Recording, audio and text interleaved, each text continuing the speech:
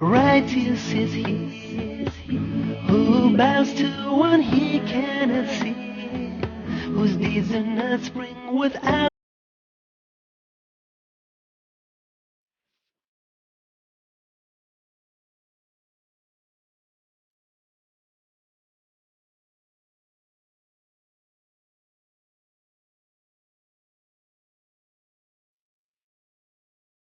Bismillahirrahmanirrahim. Alhamdulillah.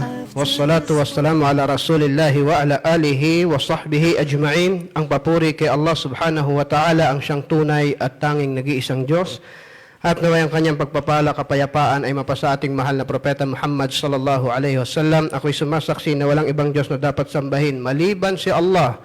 At ako'y sumasaksi na si Muhammad sallallahu alaihi wasallam ay kanyang propeta at huling sugo.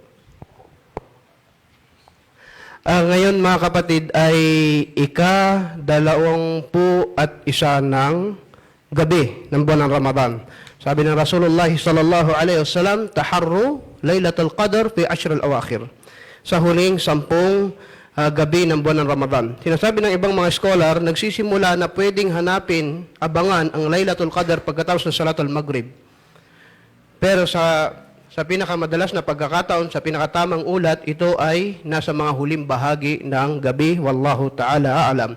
So, sinasabi lang doon na hindi natin basta pwedeng pabayaan ang oras ng mga gabi kahit na Maghrib o Isya ay hindi tayo gumagawa ng kabutihan o pagsamba. Maaring nandun ang Laylatul Qadr. Wallahu ta'ala a'lam. At ito ay abangan nyo sa mga witir. 21, ngayon, 23, 25, 27, 29. At ang hikmah sa paglilihim nito ay para mapagsikapan natin ang higit na pagsamba sa mga natitirang gabi na ito ng buwan ng Ramadan. At hinihikayat natin ang lahat na magsagawa ng i'tikaf, magsagawa ng pagsamba, pagbabasa ng Quran, pagpaparami ng dua. Sabi ng ating mga ulama, wala banggit natin nung nakaraan na merong Baitul Ma'mur na doon ay merong si Allah subhanahu wa ta'ala mga nilikha na mga malaika na hindi natin mabilang sa sobrang dami. At meron doon mga malaika na simula nang ginawa sila ni Allah subhanahu wa ta'ala ay nakasudyod lang at nagsasabi lang ng Subhana Rabbiyal A'la, yung ginagawa natin. At meron din nakaruku lang na nagsasabi ng Subhana Rabbiyal Azim. Simula nang nilikha sila hanggang araw ng paghuhukom. At bago gunawin, bago sila sirain, titigil sila sa sujud, titigil sila sa ruko, at magsasalita sila, Ya Allah, ma'abadnaka haqqa ibadatik. Ya Allah, hindi ka pa namin nasamba ng tunay na pagsamba na nauukol sa iyo. Ilan kayang Subhana Rabbiyal Azim yun? Ilan kayang Subhana Rabbiyal A'la yun? Napakarami. Pero tayo siguro sa 30 minutes mong pagsujud o pagruko, mahihilo ka na. Pero sabi nila, Ya Allah, hindi ka pa namin nasamba ng pagsambang nauukol sa iyo, Ya Allah. Sabi ng ating mga ulama, sa lahat ng ginagawa natin pagsamba, meron lang tanggapin si Allah sa iyo na 2 rakaah, 2 lang. Khairun laka minad dunya wa ma fiha. Mas malaki pa yun, gantimpala na yun, kaysa sa mundo at anuman nilalaman ng mundo. Pag may tinanggap sa Allah na 2 rakaah sa ating mga pagsamba. At hilingin natin kay Allah subhanahu wa ta'ala na naway mapagtagumpayan natin ang mga pagsambang ito. Amin ya Allah. Tayo ay umabot sa hijra ng Rasulullah sallallahu alaihi wasallam at nabanggit natin ang kasaysayan tungkol kay Abu Ayyub al-Ansari na kung saan doon tumuloy ang Rasulullah sallallahu alaihi wasallam at matatagpuan natin sa mga chapter ng sira o talambuhay ng Propeta Muhammad sallallahu alaihi wasallam ano ang kanyang mga ginawa doon sa Madina. Pagdating doon ng Propeta Muhammad sallallahu alaihi wasallam, ano yung mga priority niya niyang ginawa? Of course, marami siyang ginawa. Pero tingnan natin, ilagay natin sa summary para madali natin matandaan. Bullet. Una, ang unang ginawa ng Propeta Muhammad sallallahu alaihi wasallam ay masjid. Na kung saan inaagaw pa yung kamelyo niya, kung saan siya titira, sabi niya, Dha'uha fa innaha ma'mura. Hayaan niyo siya kung saan siya titigil at pagtigil ng kamelyo, doon tinayo ng Rasulullah sallallahu alaihi wasallam ang masjid. Sinasabi na binili niya yun sa 2 yatim, sa 2 ulila ng halagang nakasasapat ng panahon na yon at may mga puno doon at sinimulan nila ang construction doon at sinama ng Rasulullah sallallahu alaihi wasallam ang dalawang hujra o dalawang kwarto para sa kanyang dalawang asawa. At nilagyan ito ng, isinakto nila ito sa qibla at nilagyan nila ito ng 3 pintuan. Maraming detalye ang patungkol sa masjid ng Rasulullah sallallahu alaihi wasallam at hinihiling ko sa lahat na naway bigyan tayo ni Allah subhanahu wa ta'ala ng pagkakataon na makapunta doon. Amin ya Allah. Pagkatapos may isagawa ang masjid, ang kasunod nito, naramdaman ng mga Muslim ang salatul jamaah. Subhanallah. Salatul jamaah, ito na, wajib na. Magsala na kayo sa masjid. May masjid na eh. Magsala na kayo sa masjid. Dito sinabi ng Rasulullah sallallahu alaihi wasallam, muntik ko sunugin ng mga bahay ng mga taong hindi nagsasala sa masjid. Dahil naawa lang ako ika sa mga babae at sa mga bata. Dahil sa hindi nila pagdating sa masjid ng salatul jamaah. Wajib. So na-imagine nyo, unang pamayanan ng Rasulullah sallallahu alaihi wasallam, pagtatag ng masjid, nandun ang kanilang mga kabahayan, kailangan magsala kayo sa masjid ng 5 beses isang araw. Naiulat din yung bulag, ya Rasulullah, wala akong makitang maggagabay sa akin papunta sa masjid. Dahil ako ay may kapansanan, ako ay bulag. Sabi, pinahintulutan kang hindi na pumunta sa masjid dahil may kapansanan ka. Papaalis na itong bulag na ito. Ang sabi ng Rasulullah sallallahu alaihi wasallam, atas mo al-adhan, narinig mo ba yung adhan? Opo ya Rasulullah, faajibhu. Kung ganoon, magsala ka ng jamaah sa masjid kung narinig mo yung adhan kahit na ikaw ay bulag. Masya Allah. Sinong kakompetensya natin? Sino ang basihan? Yung bulag. Para hindi magsala ng jamaah ang isang Muslim sa masjid. Kaya para sa mga nakatira sa tabi ng masjid, sinasabi ng ating mga ulama, pag nagsala ka ng sarili mo na sala at hindi ka sumama sa jamaah, fasalatuhu batila. Batal. Pag hindi ka sumama sa masjid sa jamaah at meron kang jamaah, maliban kung ang sinasalahan nila doon ay nagsishirk sila, may bato sila, may sinasamba silang iba, pero hindi, wala. Malaking paghihikayat ng Propeta Muhammad sallallahu alaihi wasallam na magsasala sa masjid. Binayaulat ng Propeta sallallahu alaihi wasallam pagkatapos ng Salatul Fajr ay tinitingnan niya yung kanyang mga jamaah at hinahanap niya kung sino yung kulang. Masya Allah. So naway ibilang tayo ni Allah subhanahu wa ta'ala sa mga magiging matuparin sa tungkulin ng pagsasala sa masjid ng jamaah. Ganon din, nung nagkaroon ng masjid, meron ng talabul ilm. Meron ng mga mahilig mag-aral sa masjid. Meron akong babanggitin isang kwento. Tingnan niyo yung word na ginagamit nila. Ito yung mga unang mga ginawa ng Rasulullah sallallahu alaihi wasallam. Sabi nila, faqad na Rasulullah sallallahu alaihi wasallam. Nawawala namin ang propeta sallallahu alaihi wasallam. Bakit nawawala? Parang gamit siya. Parang gamit, nawawala namin siya dahil sobrang na-miss namin siya. Gusto namin makapakinig ng bagong aral, wala siya, hinahanap namin siya. So, ang ginawa namin, hinanap namin siya kung saan-saan. Bakit? Kasi naghihintay kami sa masjid. Baka may bagong revelation, baka may bagong wahyu, baka may bagong sasabihin, baka may bagong... Isa sa naghanap si Abu Hurairah radhiyallahu anhu at nakita niya yung bakod, isang bakod na daaran niya na nakabukas. Sabi niya, parang may tao sa loob. Baka nandun ang Rasulullah sallallahu alaihi wasallam at pinasok niya yung katawan niya dahil siya ay mapayat. Pagpasok niya ng katawan niya, tumunog yung bakod. Narinig mula sa loob. Ang sabi ng tao sa loob at siya ang Rasulullah sallallahu alaihi wasallam, ya Abahar. Abu Hurairah, ikaw ba yan? Sabi niya, opo ya Rasulullah. Bakit?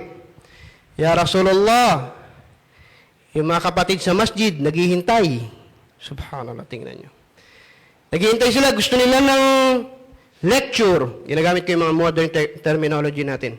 Ya Rasulullah, gusto ng lecture. Sana mangyari yan dito, subhanallah. Sana mangyari sa mga masjid na may naghihintay ng mga jamaah dahil gusto makapakinig ng lecture. Amin ya Allah. Sabi ng Propeta Muhammad sallallahu alaihi wasallam, ya Abu Hurairah, dalhin mo itong tsinelas ko, palatandaan na nakita mo ko, at ikaw ay magturo sa kanila. Pagdating mo doon, sabihin mo, man syahida, man qala la ilaha illallah khalisan liqalbihi, dakhala al-jannah. Dalhin mo yung tsinelas, ebidensya, nagkita tayo. At sabihin mo kung sino magsabi ng la ilaha illallah, Walang ibang Diyos na dapat sambahin maliban si Allah. Taos sa kanyang puso, siya ipapasok sa paraiso. Tuwan-tuwa si Abu Hurairah, dala-dala niya yung tsinelas niya, pabalik siya ng masjid. Sabi niya sa sarili niya, ako ang sugo ng sugo ni Allah. Masya Allah. Sugo ng sugo ni Allah. Pero kung ikaw, susundin mo rin yung mga hadis, ikaw ay sugo ng sugo ng sugo ng sugo ng sugo ng... Di ba? Lahat tayo. Pagka tinatangan mo yung responsibilidad na ikaw ay gusto mo magturo sa mga Muslim, wallahi, literally, ikaw ay sugo ni Allah. Sugo ng sugo ni Allah. Kaya lang, sa daan, nakasalubong niya si Umar ibn al-Khattab radiyallahu anhu, sabi niya, saan ka pupunta? Nakita ko ng Rasulullah, ito yung sinyalas niya, oh. Sabihin ko daw sa mga naghihintay sa masjid, kung sino magsabi ng la ilaha illallah, taos sa kanyang puso, papasok sa paraiso. Pinigilan siya ni Umar, padarabahu. Kilala na natin si Umar. Malaki siya. At hindi pwede. Balik. Sabi niya, utos to ng Rasulullah. Hindi, pupunta tayo sa Propeta Muhammad sallallahu alaihi wasallam. Pagbalik nila doon, sabi ni Abu Hurairah, ya Rasulullah, pinigilan po ako ni Umar. Tingnan natin kasi may gusto akong i-explain dito. Alam kong yung iba sa inyo narinig na ito, pero kailangan ko itong ulitin. Pagdating nila doon, sabi ni Umar ibn al-Khattab, ya Rasulullah, nangangamba ko doon sa mensahe. Mali ba yung mensahe? Tama. Nangangamba ko na hindi nila maunawaan ng tama. Ang mga tao sa masjid noong panahon na yon, nagsasagawa ng ibada, nagsasala, nagpapasting, nagdidikir, nagsasadaka, sumasamba sila doon. Baka pag ibinigay natin yung mensahe na yan, tumigil sila sa pagsamba at umasa na lang dyan. Saan? La ilaha illallah, Muhammad Rasulullah, papasok sa paraiso. Baka sabihin ng iba na mali umunawa, hindi na ako magsasala. Ang sasabihin ko, la ilaha illallah, Muhammad Rasulullah, paraiso. Fasting, la ilaha illallah Muhammad Rasulullah, paraiso. Sadaka? Hindi. La ilaha illallah Muhammad Rasulullah, paraiso. Kasi sino nagsabi? Abu Hurairah, may tsinelas pa eh. At ito pa masama. Baka gumawa ng haram. Magzina, magnakaw, la ilaha illallah Muhammad Rasulullah, paraiso. Kahit magnakaw. Magshabu, la ilaha illallah Muhammad Rasulullah, paraiso. Tama si Umar, hindi. Wallahi, tama si Umar ibn al-Khattab radiyallahu anhu. Baka mali nila maunawaan pag walang sapat na paliwanag. Kaya dalawa ang Muslim na tinitingnan natin sa sitwasyon na yon. At ganun din ngayon. Ang tulad ni Umar na nag-aalala sa iba at ang tulad ng mga hinihintay doon na inaalala pa. Kaya napakagandang tanong yan sa ating lahat ngayon dito. Ilan ang tulad ni Umar ibn al-Khattab radiyallahu anhu na nag-aalala para sa lahat. At tayo ba ay kabilang sa inaalala? Inaalala pa ako, hindi pa ako tulad ni Omar. A'udhu billah. Ilan taon ka na Muslim? 16 years. Inaalala ka pa rin? 16 years. Kailangan ka pa paalalahanan. May sala tayo Aser, tuwing 3 to 4 yun. Nag-aadan, tapos pupunta ka na. Nag-uwudo muna bago 16 years ka na Muslim, ganun ka pa paalalahanan? A'udhu billah. Mga kapatid sa Islam, ito, gusto ko lang paramdam sa atin ang senaryo doon sa Madina ng unang ginawa ng Rasulullah sallallahu alaihi wasallam, yung masjid, nag-aral sila, nagsala sila ng jamaa, ipinatupad nila yung, ito ang Islamic community. Ito, pag gusto mo maramdaman ang community ng Islam, tumira ka sa masjid. Magsala ka sa masjid, magkita-kita kayo sa masjid, mag-aral kayo sa masjid, yun ang pamayanan ng Islam. Pag wala yun, hindi yun Islam. Ang pangalawang ginawa ng Rasulullah sallallahu alaihi wasallam, al-mu'akhat, ang pagkakapatiran. Masya Allah. Alam nyo, ito yung libro ko, Rawdatul Anwar. Yung ginagamit ko, tumigil sa page 91, naputol. Hinanap ko yung nawalan ng humigit kumulang 10 page, at yun yung brotherhood.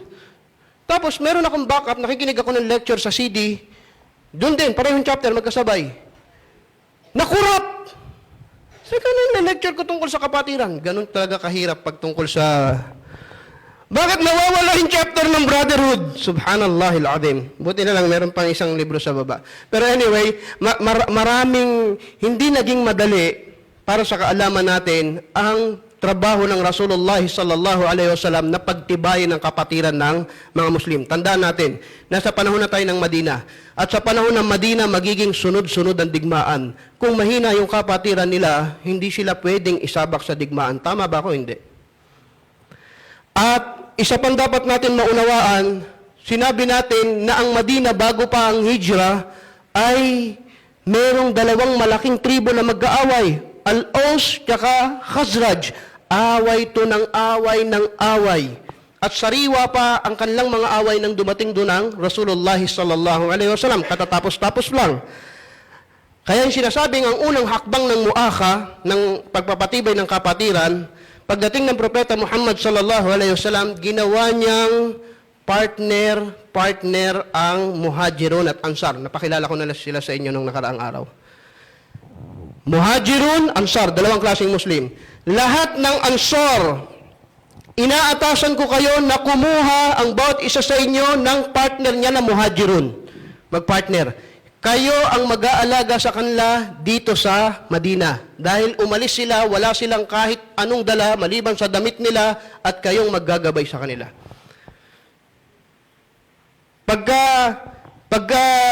Kung titingnan natin, pag nagsama-sama yung mga Muslim sa mga gathering, sa mga event, palagi nagkakaroon ng grupo-grupo. Pag 1,000 crowd, makikita mo yan. Ito, mga Tausog, mga Maranao, doon Cotabato. Maski pumunta kayo sa mga community ng mga Muslim community sa Metro Manila, pirming yung isang street na yan, puro Maranao yan. Yung isang street na yan, puro Tausog yan. Yung isang street na yan. Itong gustong iwasan ng Rasulullah sallallahu alaihi wasallam. Dahil sinong sasalo sa Muhajirun pagdating nila sa Madina kung ganito yung ugali nila?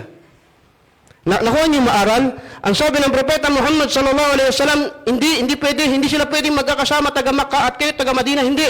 Kumuha kayo mga taga Madina, alagaan niyo sila. Ito ang muakha, ito yung pakikipagkapatiran. At natanggal talaga nila yon. At may famous na nangyari si Abdurrahman bin Auf, Muhajirun, galing Makkah. At napakilala sa kanila kung sino yung kanyang partner. Ang sabi ng kanyang partner, ako ang magiging partner mo, magiging gabay mo dito sa Madina, at hahatiin ko yung kayamanan ko, subhanallah.